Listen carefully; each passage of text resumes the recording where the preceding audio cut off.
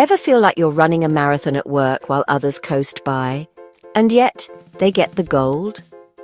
You're juggling projects, mentoring interns and keeping the team together, but your paycheck doesn't reflect it. You're the first in, last out, doing the work of 3 people for half the pay.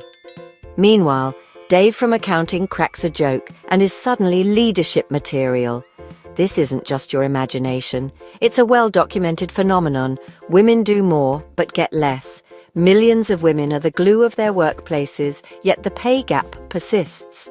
It's like ordering the same meal as your male colleague, but your bill is higher and his comes with dessert. The rules are different, and the system was built by people who didn't look like most of us. You're in an office Olympics you never signed up for, doing twice the work to be considered half as good. This isn't about men being bad, it's about a system with serious bugs and unconscious biases. Understanding the problem is the first step to fixing it. Let's dig into what's really going on behind those numbers. Let's break down the wage gap. You hear women make 84 cents for every dollar a man makes.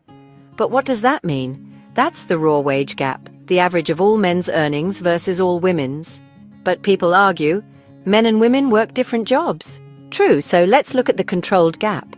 Same job, same qualifications, same company. Even then, women earn about 99 cents for every dollar a man makes. 1 cent may sound small, but over a career, it adds up to tens of thousands of dollars. Money for a home, college, or retirement. That 1 cent is a symbol. Even when all things are equal, they're still not equal. The big gap shows how society steers women into lower-paying fields and caregiving roles. The smaller gap proves bias is real, even when women do everything right.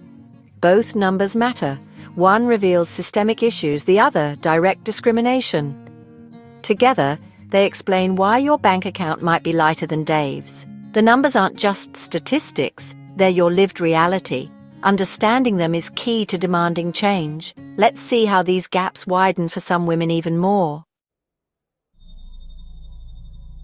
The wage gap isn't one size fits all.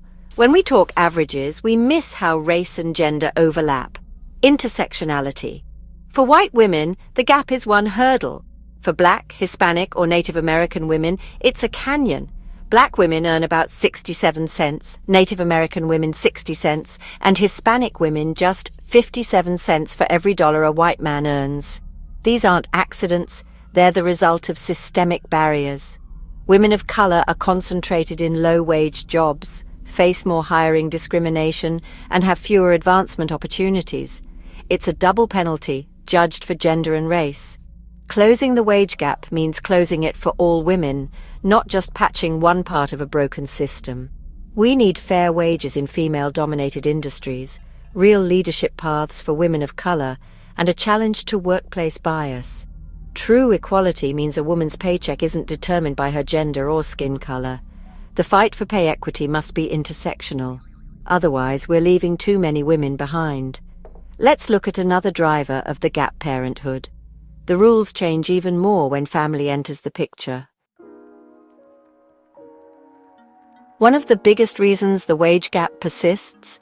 Babies, and how workplaces treat mothers versus fathers. When a woman has a child, she faces the motherhood penalty. Her ambition is doubted, her commitment questioned, and her earnings take a hit. Meanwhile, men get the fatherhood bonus, seen as more stable, responsible, and often rewarded with raises and promotions. Same life event, 2 opposite reactions. Why? Old stereotypes, women as caregivers, men as breadwinners. These biases are often unconscious. Managers help new moms by sidelining them, thinking they're being considerate. The penalty isn't just about maternity leave, it lingers for years, affecting hiring, pay, and promotions. To fix it, we need to normalize paternity leave, encourage men to take it, and stop assuming women's ambition shrinks with motherhood. Parents are parents. Let's treat them that way. The wage gap won't close until we change our culture around caregiving. It's time to end the penalty for mothers and the bonus for fathers. Only then can we level the playing field. But even without kids, women face another workplace trap. Beyond motherhood, women face performance bias, a tightrope walk men rarely experience. Women must be assertive, but not aggressive, confident, but not arrogant. Men are praised for leadership. Women for the same behavior are called abrasive. In reviews, men are judged on potential, women on past results. He's promoted for what he might do, she needs a track record. Leadership is coded as masculine, making it harder for women to be seen as leaders. Too nice, not leadership material. Too assertive, unlikable. It's a classic catch-22. The solution starts with awareness. Train managers to spot and challenge bias. Use objective criteria for promotions. Focus on skills and results, not personality. Stop penalizing women for being assertive. Reward them for their impact. The goal, no more tightrope, just a fair bridge for everyone. But there's another kind of work holding women back, the invisible kind. Let's talk about invisible work, the office housekeeping and emotional labor that keeps teams running but rarely gets recognized. Organizing birthdays, taking notes, ordering lunch. These tasks often fall to women, even though they're not in any job description. Say no and you're not a team player. But no one expects Dave to plan the party. Then there's emotional labor, being the office therapist, mediator, and cheerleader. This work is crucial for morale and collaboration, but it's invisible on performance reviews. All this extra work takes time and energy away from the projects that get noticed and rewarded.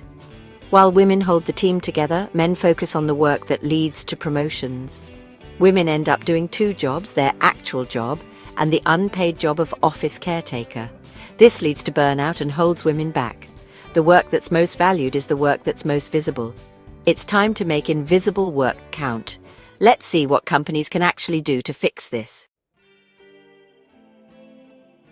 The problems are big, but the solutions are real and within reach. First, pay transparency. Make salary ranges public or at least visible within the company. When pay scales are clear, it's harder to pay women less for the same work. Next, use structured, objective evaluation processes. Define success for each role, use rubrics for interviews, and judge everyone by the same standards. This reduces bias and ensures promotions are based on merit, not favoritism. Support caregivers, offer paid parental leave for all, encourage men to take it, and provide flexible schedules and childcare. When caregiving is normalized for everyone, it's no longer a women's issue. Finally, recognize and reward invisible work. Formally include mentoring and team building in job descriptions and reviews. Make the invisible visible and share the load. When companies value all contributions, women finally get credit for the work they've always done. But change isn't just up to companies. We all have a role to play. Companies must act, but so can you. Start by advocating for yourself. Do your research. Know the market rate for your job using sites like Glassdoor or PayScale. Practice negotiating. Keep a list of your accomplishments with real results. When you ask for a raise, make a business case. I increased efficiency by 15%, not just I deserve more. It's not about being aggressive, it's about being prepared. But don't stop at individual action, advocate for each other. If a woman is interrupted in a meeting, bring the conversation back to her. If office housework falls to the same people, suggest a rotating schedule. Mentor and sponsor women, especially women of color. Men, use your privilege to amplify women's voices, repeat their ideas and call out bias. Push for pay transparency and fair leave policies. This isn't about saving women. It's about being true allies and dismantling unfair systems. Change happens when we all step up.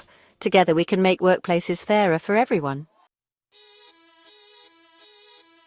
The wage gap is about more than money. It's about value and respect. A paycheck is a message. This is what you're worth. When women are paid less, it says their contributions matter less. It's demoralizing and erodes confidence. Closing the gap isn't just economic. It's a human rights issue. Work should be judged on merit, not gender, race, or parental status. We need workplaces where everyone has an equal shot at success. This isn't women versus men. It's a fight for fairness. Equal work deserves equal pay, and everyone deserves dignity and respect. When we achieve that, everyone wins. The work starts now, with all of us.